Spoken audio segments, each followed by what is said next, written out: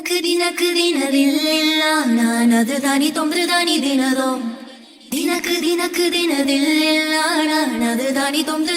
Hi வாங்கங்க. இன்னைக்கு நான் bakery ஸ்டைலில் சிம்பிளாக மிச்சர் செய்கிறது எப்படின்னு உங்களுக்கு சொல்லித்தரேன். வாங்க, நம்ம இங்கே டைம்லாம் வேஸ்ட் பண்ண வேணாம், ப்ராசஸ்க்குள்ளே போயிடும். மிச்சர் செய்யறதுக்கு இப்போ ஃபஸ்ட்டு நான் 1 கப் அளவுக்கு கடலை மாவு எடுத்திருக்கேங்க. ஒரு அரை கப் அளவுக்கு பச்சை வேர்க்கடலை எடுத்திருக்கேங்க. ஒரு அரை கப் அளவுக்கு பொட்டுக்கடலை எடுத்திருக்கேன். 1 கப் அளவுக்கு அவல் எடுத்திருக்கேன். கொஞ்சமாக கறிவேப்பிலை. வாங்க நம்ம இப்போ எப்படி செய்யலாம்னு சொல்லி பார்ப்போம். ஃபஸ்ட்டு கடலை மாவை நம்ம ஜலிச்சுக்கலாங்க. எப்போவுமே மாவு நம்ம ஜலிச்சு செஞ்சோன்னு வச்சிங்களேன், அது நம்ம கட்டி தட்டாமல் நல்லா ஸ்மூத்தாக இருக்கும். நான் அளவுக்கு 300 கிராம் கடலை மாவு. இது உங்களுக்கு எடை கணக்குன்னா 300 கிராமு, கப்பு அளவுக்குன்னா 1 கப்பு அளவுக்கு எடுத்துருக்கிறேன். உங்களுக்கு எந்த அளவுக்கு வேணுமோ அந்த அளவுக்கு நீங்கள் பார்த்து எடுத்துங்க. இந்த ஒரே மாவில் தான் நம்ம ஓமப்பொடியும் நம்ம அந்த காராப்பூந்தியும் சேர்த்து செய்ய போகிறோம். இதுக்கு அரிசி மாவு எதுவும் நான் போடலை, அவ்வளோந்தாங்க, ஜலிச்சாச்சு. ஃபஸ்ட்டு இதுக்கு நான் பெருங்காயத்தூள் ஒரு அரை ஸ்பூன் அளவுக்கு போட்டுக்கிறேங்க. அதுதான் நல்ல வாசனையாக இருக்கும். கொஞ்சமாக மஞ்சத்தூள் போட்டுக்கிறேன். சில்லி பவுட்ரு ஒரு ஸ்பூன் போட்டுக்கிறேன். உப்பு தேவையான அளவு போட்டுக்கிறேன். ஒரு அரை ஸ்பூன் ஓமம் தண்ணியில் ஊற வச்சுருந்தேன், அந்த தண்ணி இதில் சேர்த்துக்கலாம். எல்லாத்தையும் கலந்துக்கலாம். இந்த மிளகாத்தூள், உப்பு, பெருங்காயத்தூள் எல்லாம் சேர்ந்து அப்படி கலந்ததுக்கப்புறவு கொஞ்சம் கொஞ்சமாக தண்ணி சேர்த்து நம்ம வேற வைக்கலாம். ஃபஸ்ட்டு இந்த மாவை நம்ம ஓமப்பொடி தான் புளிய போகிறோம், அதுக்கு தக்கன நம்ம கட்டியாக நம்ம வேற வைக்கணும். இது கரெக்டாக இருக்கும். நம்ம இந்த மாவில் இப்போ ஓமப்பொடி புளிஞ்சிடலாம்.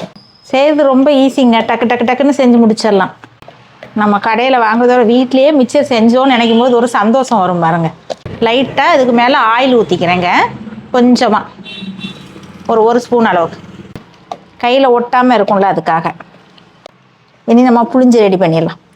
இப்போ ஸ்டவ் பற்ற வச்சுட்டு நம்ம ஆயில் ஊற்றுறது கடை ரெடி பண்ணிடலாம். இதில் அப்படியே ஓமப்பொடி போட்டு எடுக்கிறதுக்கு தேவையான அளவு ஆயில் ஊற்றிக்கலாம். ரீஃபண்ட் ஆயில் ஊற்றுறேன் நான். இப்போ இந்த இடியாப்பச்சு வருது பார்த்தீங்களா, இந்த மாதிரி முறுக்கு குழாயிற இதில் அந்த மாதிரி பொடிசாக வரக்கூடிய இந்த அச்சு, இதை வந்து நம்ம இதில் போட்டுக்கலாம். போட்டுட்டு இதுக்குள்ளே லைட்டாக கொஞ்சம் ஆயில் தடவிக்கலாம். இந்த அச்சில் கூட நல்லா நனைகிற மாதிரி ஆயில் தடவிக்கலாம். இல்லைன்னா மாவு அதிகமாக அதில் ஒட்டாமல் இருக்கும், அதுக்கு தான். இதில் இப்போ நம்ம வேற வச்சுருக்க மாவுலேருந்து கொஞ்சமாக எடுத்து இதில் போட்டுக்கலாம். மீதி மாவு இதில் இருக்கட்டு, நம்ம இதில் கொஞ்சம் தண்ணி ஊற்றி நல்லா கரைச்சி இதை தான் காராப்பூந்தி பண்ண போகிறோம். நம்ம வந்து அரிசி மாவு எதுவும் சேர்க்காம முழு கடலை மாவில் செய்கிறோம், நல்ல டேஸ்ட்டாக இருக்கும். மாவு ஹீட் ஆகிடுச்சிங்க. இப்போ நம்ம ஓமப்பொடி சுற்றிடலாம்.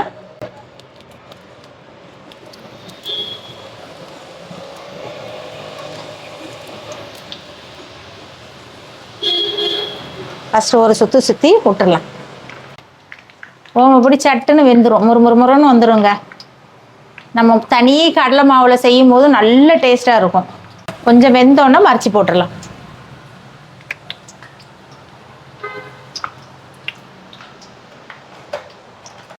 இப்போ ஒரு பக்கம் வெந்துருச்சு, மறைச்சி அப்படியே லைட்டாக ஒரு கத்தியும் வச்சுட்டு இப்படி போட்டுருங்க. இல்லைன்னா மேலே திரிச்சிரும், பார்த்து.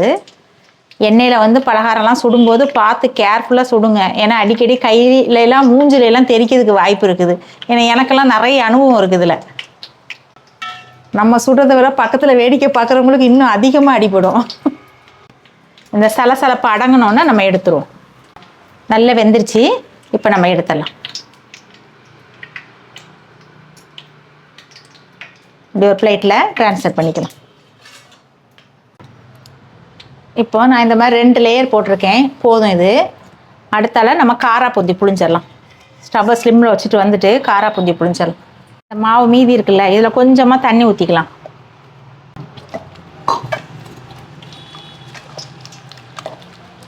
நம்ம அந்த தோசை மாவு பதத்துக்கு நம்ம கரைச்சி எடுத்துக்கலாம்.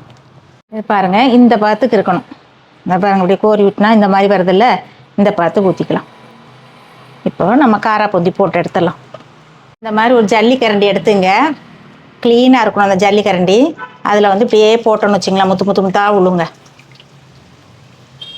கொஞ்சம் கொஞ்சமாக போட்டு இப்படி லைட்டாக சுற்றி விட்டுலாம். அடுத்த ஈடு போடும்போது இந்த ஆப்பையை நல்லா கழுவிட்டு மறுபடியும் ஊற்றணும்.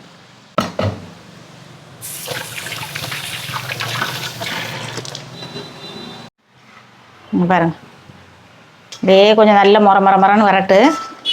நான் சோடாப்பெல்லாம் சேர்க்கலை. நீங்கள் அந்த மாதிரி காராப்பூந்தி பண்ணும்போது லைட்டாக 2 சோடாப்பு சேர்த்தீங்கன்னு வச்சிங்களேன், நல்ல பொங்கி பொறுப்புன்னு வரும். அவ்வளோதாங்க, வெந்துருச்சு. இப்போ காராப்பூந்தி இதே மாதிரி கொஞ்சமாக போட்டு எடுத்துங்க. உங்களுக்கு நல்ல பொங்கி பெருசாக வேணும்னா 2 சோடாப்பு கலந்துங்க.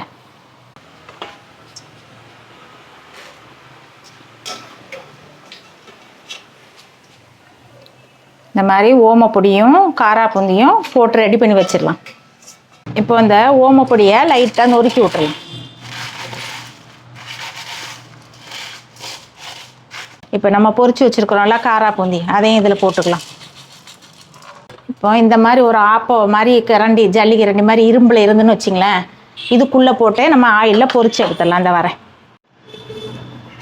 ஃபஸ்ட்டு ஆயில் நல்லா ஹீட்டாக இருக்குது பார்த்தீங்களா, இந்த அவலை வந்து இதில் போட்டு பொரிச்சு எடுத்துக்கிறேன்.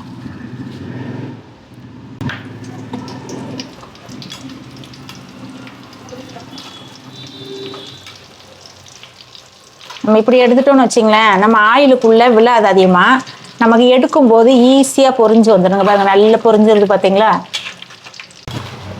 அவ்வளோ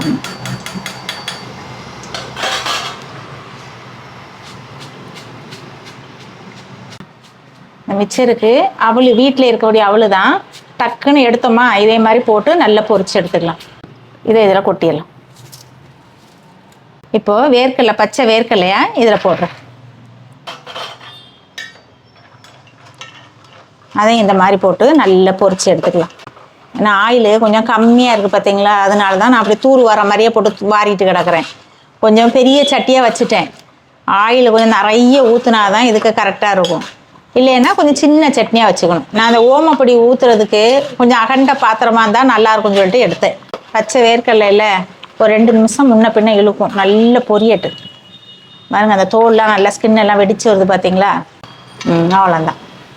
இதுவும் பாருங்கள் நல்லா வறுத்தாச்சு. இப்போ நம்ம இதில் கொட்டிடலாம். பொட்டுக்கல்லை எடுத்து வச்சுருக்கோம் பார்த்தீங்களா, அதையும் இதில் போட்டுக்கலாம். டக்குன்னு பொட்டுக்கல்லை வந்து ஆல்ரெடி வந்து ஃப்ரைடுக்கிறான் பார்த்தீங்களா, சட்டுன்னு பொரிஞ்சிரும். பொட்டுக்கல்லை வறுக்கும்போது நல்ல ஒரு வாசனை வருது. இப்போ கொட்டிடலாமா.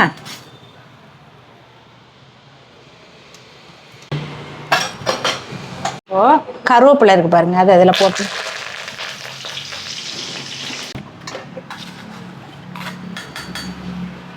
மிச்சருக்கு கருவேப்பிலை தான் நல்ல வாசம். பாருங்க, அந்த கருவேப்பிலையை வறுத்தோடனே அப்பா மிச்சர் ஸ்மெல் இப்போ தான் ஒரிஜினலாக வர்ற மாதிரியே தெரியுது.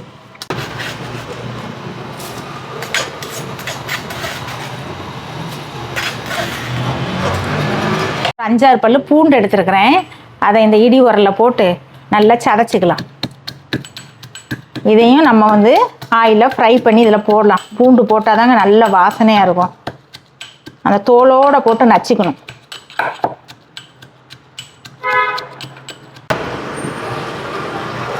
இப்போ அந்த பூண்டு அதில் போடுறேன். அப்பா, பூண்டு ஸ்மெல்லு அந்த எண்ணெயில் பொரியும் போது நல்ல ஒரு ஸ்மெல் கிடைக்கும் பார்த்தீங்களா. அவ்வளோதான், நல்லா பொரிஞ்சிருச்சுங்க. அந்த சூட்டோட ஸ்டவ்வை ஆஃப் பண்ணிவிட்டு இதில் கொட்டிடலாம்.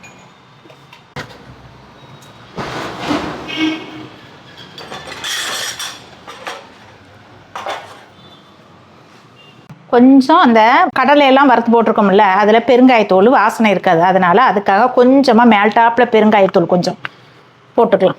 இப்போது ஒரு 1/2 ஸ்பூன் அளவுக்கு காரத்துக்கு லைட்டாக சில்லி பவுட்ரு அப்படியே லைட்டாக அப்படியே சுற்றி அப்படி தூவிக்கலாம். உங்களுக்கு எவ்வளோ காரம் தேவையோ பார்த்து போட்டுங்க. நான் ஒரு 1/2 ஸ்பூன் போட்டுக்கிறேன். கொஞ்சமாக உப்பும் மேல்டால் லைட்டாக தூவிக்கலாம்.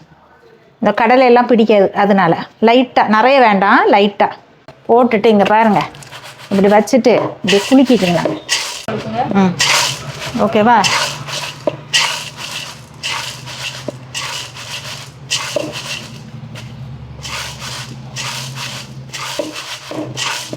அப்புறம் பாருங்கள், இப்படியே லைட்டாக கலந்து விட்டுக்கலாம்.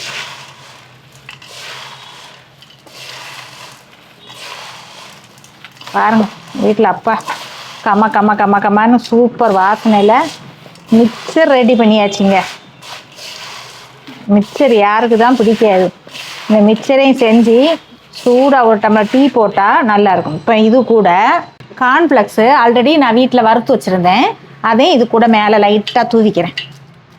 இது கூட நீங்கள் இன்னும் நல்லா கிராண்டாக வேணும்னா கொஞ்சம் முந்திரி இருக்குது பாருங்கள், அதையும் வறுத்து கொட்டலாம், கொஞ்சம் திராட்சையும் வறுத்து கொட்டலாம். இது ஆக்சுவலாக இப்போ வந்து 3/4 கிலோ அளவுக்கு நமக்கு மிக்சர் கிடச்சிருக்கு. நம்ம ஒரு 300 கிராம் அளவுக்கு நம்ம கடலை மாவு எடுத்தோம்னா 3/4 கிலோ அளவுக்கு வீட்டிலேயே நம்ம சூப்பராக மிக்சர் செஞ்சு ரெடி பண்ணிடலாம். பார்த்தீங்களா எவ்வளோ ஈஸியாக இருக்குது. இந்த பொரிக்கிற வேலை மட்டும்தாங்க, எல்லாத்தையும் கலந்து குலுக்கி வச்சோம்னா மிக்சர் ரெடியாக போச்சு. அதுக்கு தான் மிக்சர்னே பேர், எல்லாம் கலந்து வரனால தான். நீங்களும் இந்த மாதிரி ஈஸியாக செய்யுங்க. நான் எப்படி சொல்லி தந்தேனோ இதே ஸ்டெப்பை ஃபாலோ பண்ணி நீங்கள் செய்யுங்க. உங்களுக்கு எக்ஸ்ட்ரா டேஸ்ட் வேணும்னா நீங்கள் கொஞ்சம் முந்திரியெல்லாம் எக்ஸ்ட்ரா சேர்த்துங்க, நல்லாயிருக்கும்.